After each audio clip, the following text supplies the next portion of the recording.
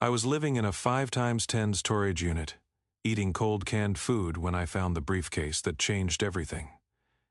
My name's Robert Ander, and 6 months ago, I had it all. A beautiful wife, 2 kids, a steady job at the lumber mill. Now, I am staring at $50,000 in cash and coordinates to somewhere in Montana. The note says, "This is just travel money."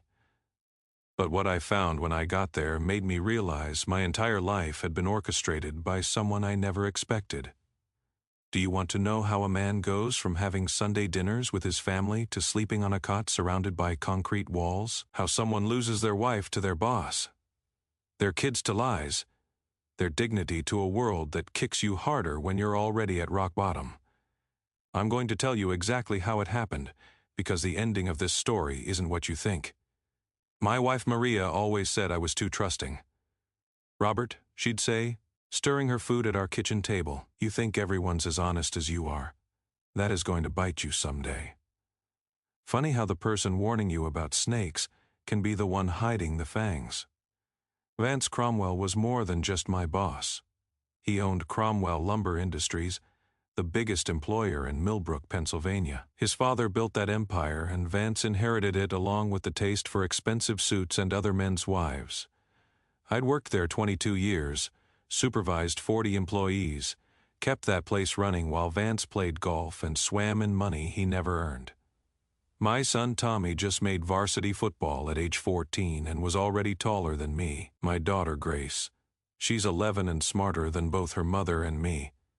At least I thought she had 2 parents. Turns out she had 1 parent and 1 actress playing a role for money. But here's the thing about hitting rock bottom. Sometimes you find things that were hidden from you your whole life. Sometimes a crazy uncle you barely got to know leaves you more than just money. Sometimes he leaves you the truth about why your father died when you were 5 years old and why certain people made sure you never asked the right questions. That briefcase I found, it was hidden there by my Uncle Floyd before he died. A Vietnam vet who went strange after my father's accident at the mill, emigrated to Montana, lived like a hermit, only visited once a year for Thanksgiving. Everyone said he was paranoid and completely crazy. Turns out when you are right about everything, people call you crazy right up until the moment they realize you were the smartest person in the room. The storage unit still smelled like the previous renter's dirty room. February in Pennsylvania, and I am heating a can of beans on a camping stove I bought with the money I got for my wedding ring, which I sold for $40. The ring cost me $2,000. The marriage cost me everything. But as I held that cash in my hands, as I read Floyd's note about my father's death not being an accident, I realized something important. Melanie sent me a text message saying I'd die poor and alone. She was wrong about the poor part. The alone part, too. Once my kids learned the truth, the trusting fool who believed in love and loyalty and working hard for an honest living, that man died in a storage unit holding $50,000 and a letter that said everything I knew was a lie. The coordinates Floyd left pointed to a place in Montana I'd never heard of. 1,000 miles from Millbrook, 1,000 miles from the house I used to own, the wife who betrayed me, the boss who destroyed me for sport and profit. A few thousand miles to travel with nothing but questions and a growing suspicion that my father's death, my marriage, my entire life was connected by threads I never saw. My name is Robert Ander. I am 42 years old. 6 months ago, I was a normal person, a supervisor at a lumber mill, with sawdust in my hair and an honest day's work under my belt. Today, I am going to tell you how I discovered that my uncle spent 40 years gathering evidence of murder, that my wife was planted in my life as part of a con that started before I was even born, and that the man who took everything from me was the son of the man who killed my father. This isn't a story about revenge. It is a story about truth, about how sometimes God or fate or whatever you believe in strips everything away from you so you can finally see what was always hidden underneath. This story is about a storage unit in Pennsylvania, a cabin in Montana, and $8 million I never knew existed. But most of all, It is about how the worst day of your life can lead to your salvation. If you are crazy enough to follow a dead man's map and mad enough to believe that justice can wait 40 years and still show up when all your hope is gone. Millbrook, Pennsylvania sits 40 miles northeast of Pittsburgh. The kind of town where everybody knows your business before you do. Population 12,000 on a good day. Built around Cromwell Lumber Industries like walls around a kingdom. The mill whistle blows at 7 a.m., noon, and 5 p.m. You could set your watch by it, and most folks did. I'd been hearing that whistle my whole life. First as a kid when my father worked the floor, then as a teenager when I'd sweep sawdust for summer money. Finally, as an adult who ran the entire floor operation. 18 years I'd given to that place. Started loading trucks when I was 24. Worked my way up to supervisor by 35. The sawdust never really comes out of your clothes, but I wore it like cologne. Honest work has its own smell. Maria used to love that about me when we first met. You smell like fresh cut wood, she'd say, burying her face in my work shirt when I got home. That was back in high school when she was Maria Driscoll, captain of the cheerleading squad with honey blonde hair and eyes that could make you forget your own name. I was just Robert Ander, the kid who worked weekends at the mill and drove a beat-up Chevy that needed a new muffler. We got married right after graduation. Her parents thought Maria was settling for less, but Maria said she loved me. Said she wanted the simple life, wanted to build a real life with someone who knew what real work meant. We had our wedding reception at the VFW Hall. My Uncle Floyd gave a strange toast about watching out for wolves in sheep's clothing. Everyone laughed nervously and blamed it on his Vietnam days. Now I understand he was trying to warn me even then. Our house on Maple Street wasn't much, but we made it ours. 3 bedrooms, 1 bathroom, a kitchen that needed updating since 1982. The previous owner had painted every room beige, and we spent our first year married repainting everything.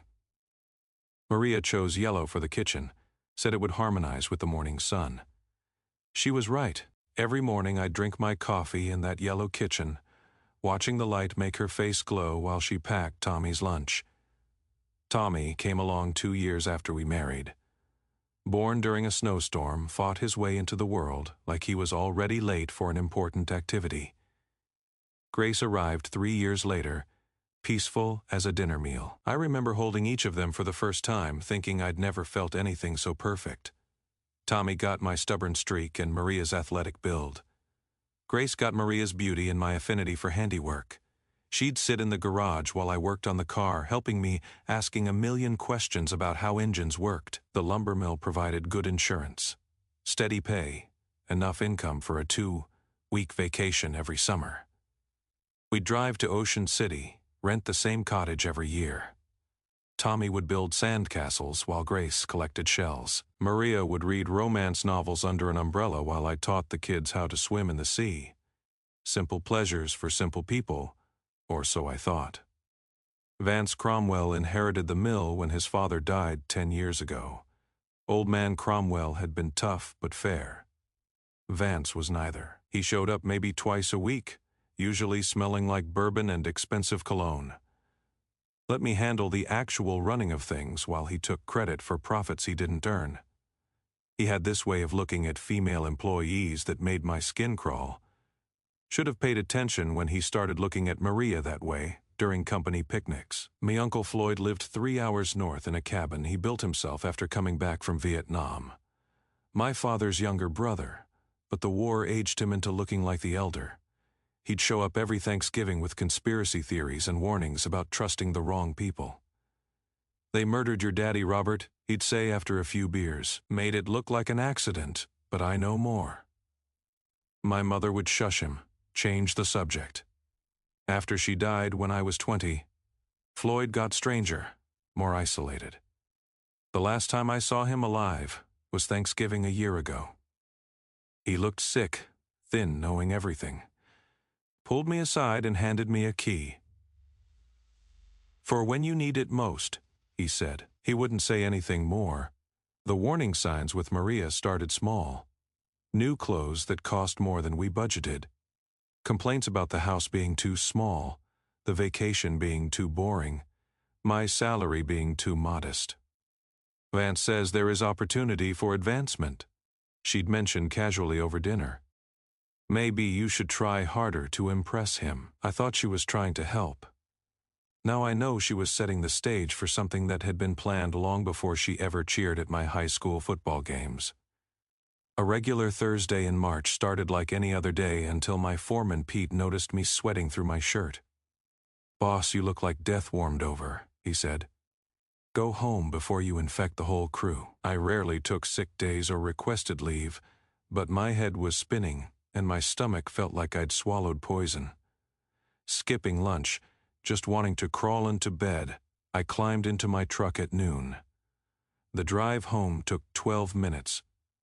I remember because I was counting them down, fighting not to pull over and throw up. When I turned onto Maple Street, I saw Vance's Mercedes parked in my driveway. That silver S-Class that cost more than I made in 2 years, sitting bold as brass next to Maria's Honda. My first thought was maybe something happened at the mill. Maybe there had been an accident and Vance came to tell Maria personally. I parked on the street and walked to my own front door. It was locked, which was strange.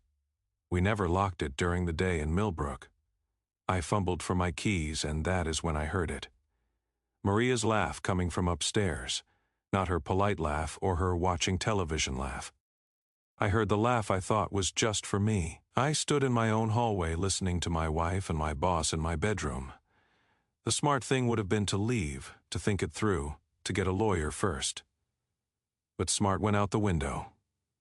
I climbed those stairs I'd climbed 10,000 times, past the school photos of Tommy and Grace, past our wedding picture on the wall. The bedroom door was slightly ajar. Vance was sitting on my side of the bed, putting on his shoes. Maria was in a silk nightgown I'd never seen before. They were talking about Paris, about some restaurant with a view of the Eiffel Tower, casual as could be. Like they weren't destroying a family in the bed where my children were conceived. "Hello, Vance," I said from the doorway. You should have seen his face. For once, Vance Cromwell had nothing clever to say. He just grabbed his jacket and pushed past me. "We'll discuss this at work tomorrow," he muttered, like I was an employee who'd interrupted a meeting. Maria didn't even try to explain. She sat at her vanity, the one I'd bought her for, our 10th anniversary, and started brushing her hair. "How long?" I asked. "Does it matter?" She kept brushing. Long, steady strokes like we were discussing the weather. "Our kids sleep in this house, Maria. My kids." She turned then, and her face was cold as the poles. "Your kids? You think Tommy wants to be like you? Working himself to death for nothing. Grace is already smarter than you are. They deserve better than this." She waved her hand around our bedroom like it was a prison cell. "Better like Vance. Vance is taking me to Europe next month. He is buying me a condo downtown. He is showing me what life can really be instead of this." She stood up, tightening the silk robe. "Look at yourself, Robert. You are 42 years old, and you've peaked. Supervisor at a lumber mill. Is that what you dreamed about as a kid? Is that the legacy you want to leave? I dreamed about having a family, about raising good kids with the woman I loved." She laughed, but there was no joy in it. "The woman you loved never existed." I played a part, Robert. I was good at it for a while, but I am tired of pretending that this is enough. The next morning I woke up and went to work like nothing happened. My crew was already at their stations when Vance's assistant called me to the office. Vance was behind his father's old desk, the one made from a single piece of wood that old man Cromwell had cut himself. "We're making some changes," Vance said, not even looking up from his computer. "Budget cuts. Your position is being eliminated. I've been here 18 years. And you've been adequately compensated for those years. Security will escort you out. Your personal items will be mailed. This is about Maria. He looked up, then smiled. That smile I wanted to punch off his face. This is about efficiency, Robert. Nothing personal. Sign the separation agreement, and you'll get 2 weeks' pay. Refuse and you get nothing. No job means no lawyer for the divorce that was surely coming. But as security walked me out past men I'd worked alongside for nearly 2 decades, I saw Pete and the others watching. They knew this wasn't about budget cuts. In a town like Millbrook, everyone would have heard everything by dinner time. The divorce papers were served the next week. Maria had hired the best lawyer in 3 counties, somehow affording a retainer that should have been impossible on our budget. She wanted the house, the kids, alimony, and child support from a man who just lost his only source of income. The storage unit became my world after I lost the court battle. Judge Harrison, who'd coincidentally received campaign contributions from Vance Cromwell, decided I was an unstable influence on my children. Maria's lawyer painted me as violent and unpredictable, using my one moment of anger when I'd punched the garage wall after being served divorce papers. Never mind that I'd never laid a hand on anyone before. Never mind 18 years of steady employment and coaching Tommy's Little League team. Living in a storage unit isn't something you plan for. You start by sleeping in your truck until the cops tell you to move along. Then you couch surf until your friends' wives get uncomfortable. Then you find yourself at U-Stored on Route 30 handing over $89 you borrowed from your brother-in-law for a climate-controlled unit. The night security guard, an old-timer named Carl, pretended not to notice when I started staying past closing time. I'd arranged my few possessions like furniture, the camping cot against one wall, my father's old tool chest as a table, a battery-powered light for illumination. I kept my clothes in plastic bins, showered at a nearby fitness center for $10 a month. You learn to make hot meals on a camping stove, to wash dishes in a bucket, to live so quiet that no one knows you are there.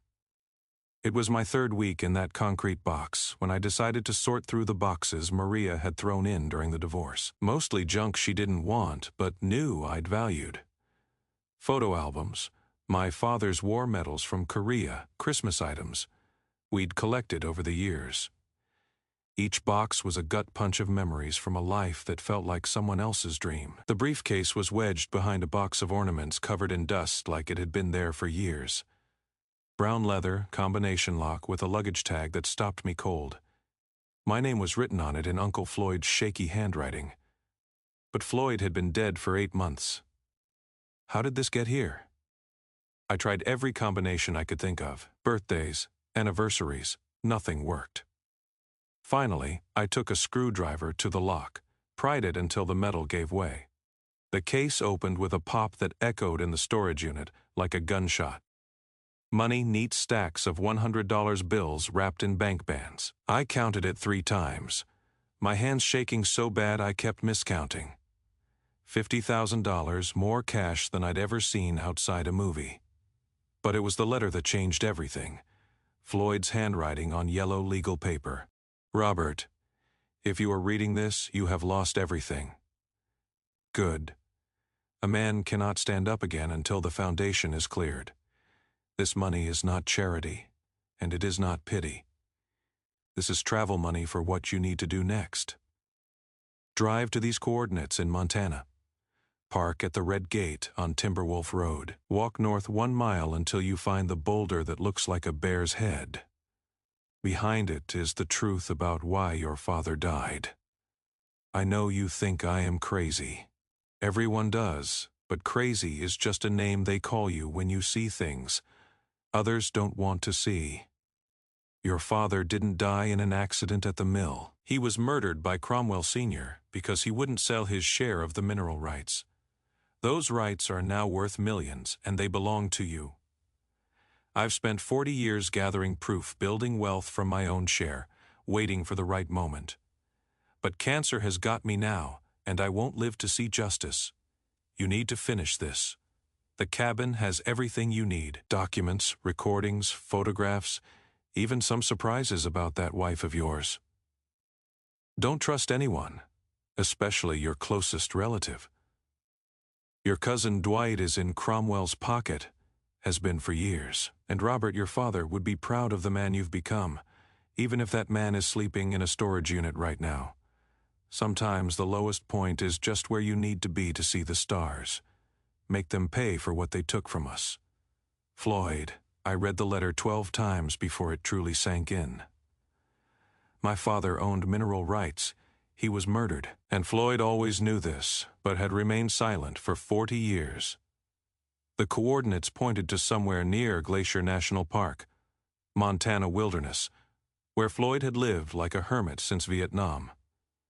I sat on the cot holding $50,000, my stomach aching from hunger. This money could get me an apartment, a lawyer, maybe shared custody of my kids. It could solve my immediate problems.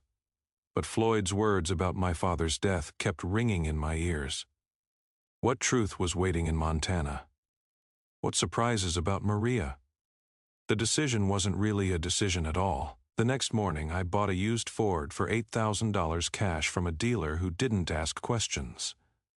I loaded the truck with camping gear, supplies, and prepared for a week-long journey. No one knew where I was going. Who would I tell? My children had been taken from me. My friends had taken sides against me in the divorce, and I hadn't won. Before leaving Pennsylvania, I drove past my house on Maple Street one last time. Tommy's bike was in the driveway. Grace's bedroom window had new curtains, purple instead of the pink she'd chosen with me.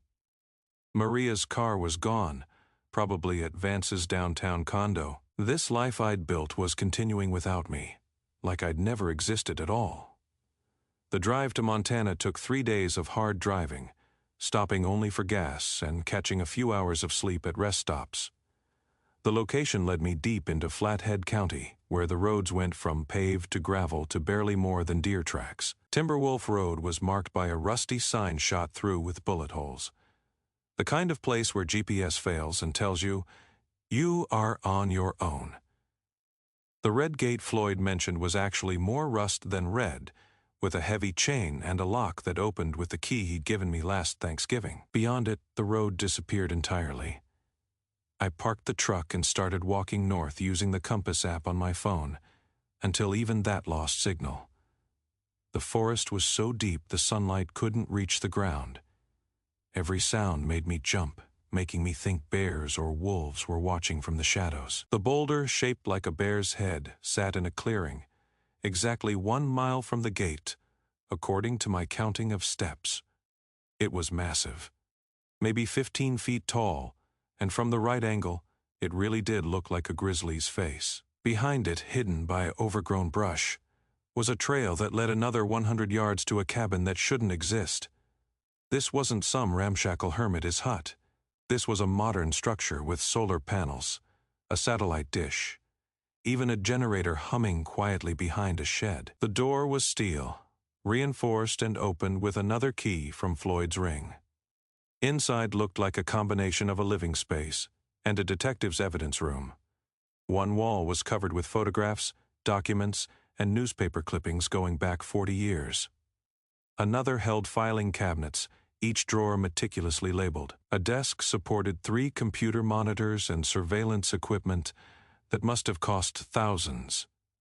The first thing I saw was my father's picture, young and handsome, standing next to old man Cromwell at the mill. They were shaking hands, holding papers.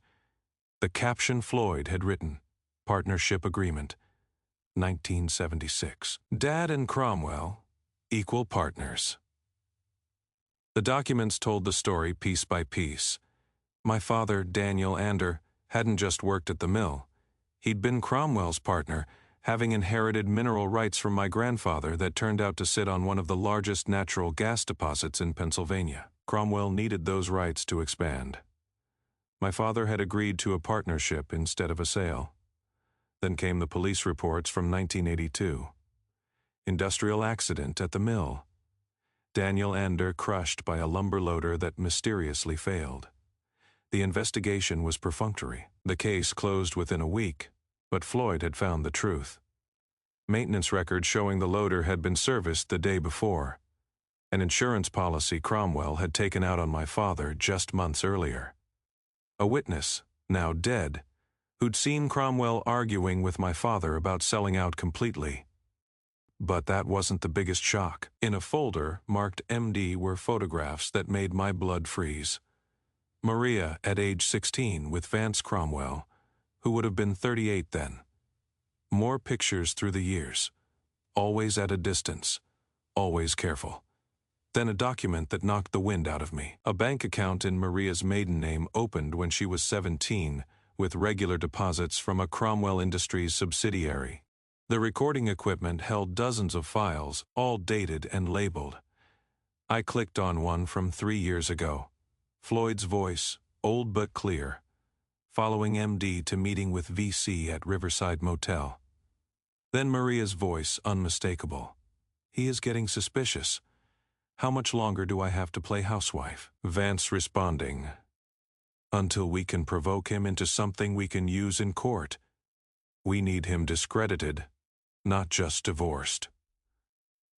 Another recording from just last year again, Melanie. I've been married to him for 16 years, Vance.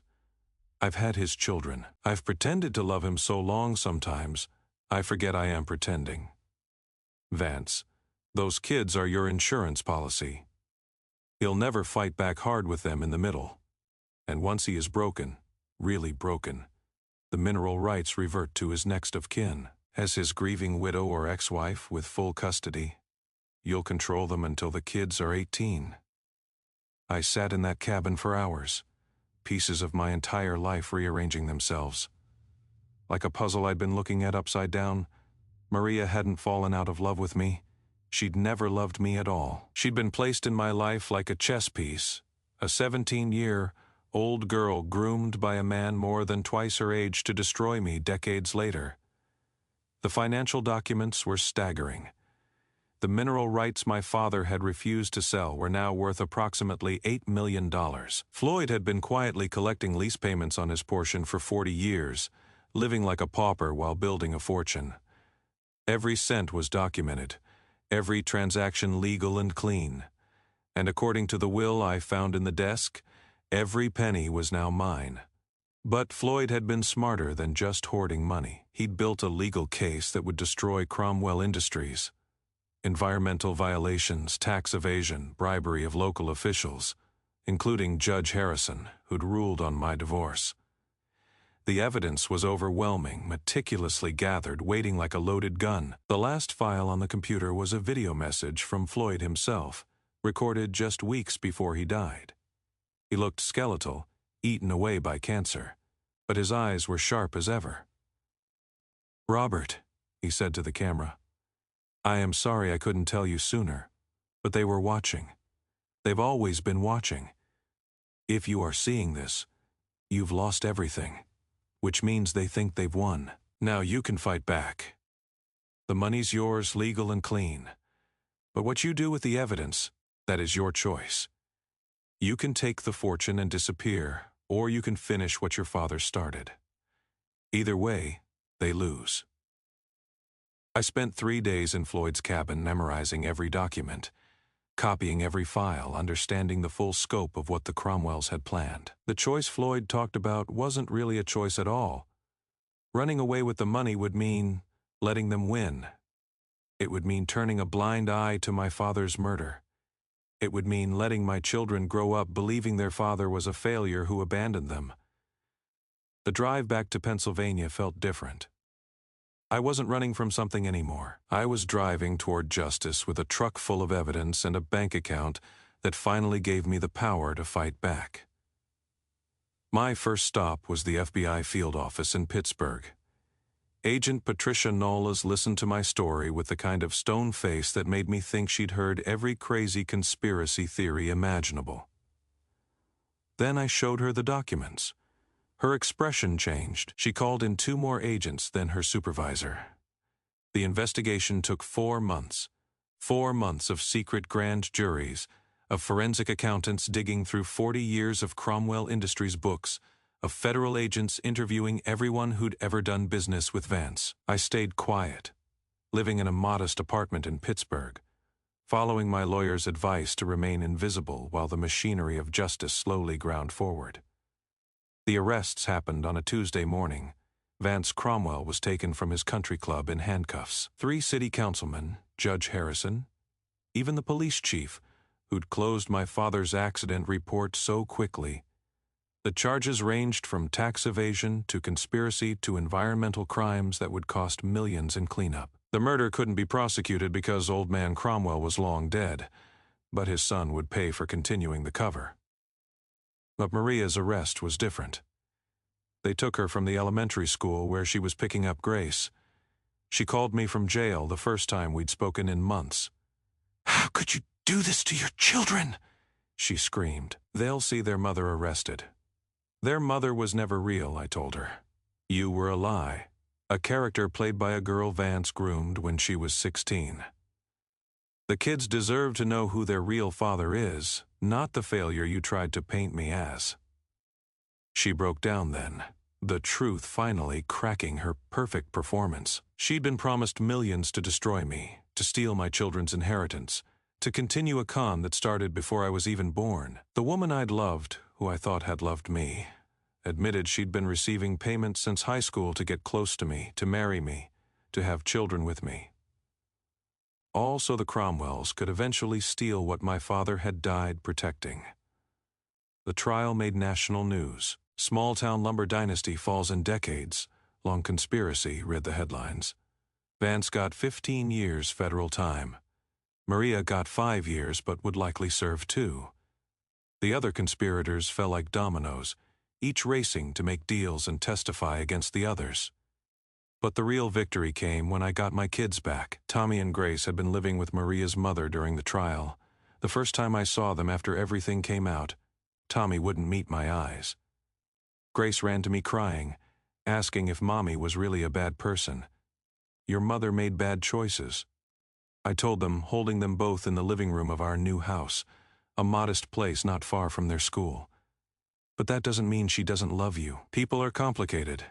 They can do bad things and still have good in them." It took time. Therapy for all 3 of us. Tommy's anger slowly melted into understanding. Grace's confusion settled into acceptance. We found our rhythm as a different kind of family, one built on truth instead of lies. I used Floyd's money to start my own lumber business, Ander and Sons, even though Tommy swears he is going to be an engineer, not a mill worker. I hired Pete and the good men from Cromwell Industries, giving them better wages and real respect. The storage unit where I lived is still mine. I pay the $89 every month, and sometimes go there just to remember Carl, the security guard, who'd pretended not to notice me living there, now works as my night shift supervisor. "You remember where you came from," he told me once, "and you'll never lose sight of where you are going." Uncle Floyd was right about everything. Sometimes you need to lose it all to find the truth. My father died refusing to give up what was rightfully his, and it took 40 years for justice to come calling. Floyd lived as a hermit, gathering evidence and wealth, sacrificing his own life to make sure the truth would eventually surface. And me, I went from eating cold beans in a storage unit to owning an $8 million inheritance and a successful businessman. But the real wealth isn't in the bank account. It is in Tommy's laugh when I help him with calculus homework. He insists he doesn't need help with. It is in Grace's smile when she shows me her science project about sustainable forestry. It is in knowing that my father would be proud that Floyd's sacrifice meant something. That sometimes, the worst thing that happens to you is actually a gift wrapped in barbed wire. Maria said I'd die poor and alone. She was wrong on both counts. But more importantly, she showed me that living a lie surrounded by people is the real loneliness. Truth, even when it destroys everything you thought you knew, is freedom. And freedom, I learned in a 5x10s Torage unit eating cold beans, is worth more than all the mineral rights in Pennsylvania. My name is Robert Ander. I was nobody special, just a lumber mill supervisor trying to raise his kids right. But sometimes nobody special is exactly who needs to stand up and fight back. Sometimes the ordinary guy is the one who brings down an empire built on lies and murder. If you found value in this story, if it made you think about the truths that might be hidden in your own life, then please like this video and share it with someone who needs to hear that rock bottom isn't the end. Comment below with your own story of overcoming betrayal or finding truth in unexpected places. And subscribe to this channel for more real stories of ordinary people facing extraordinary circumstances. Because everyone has a story, and sometimes the most powerful ones come from the places we'd least expect.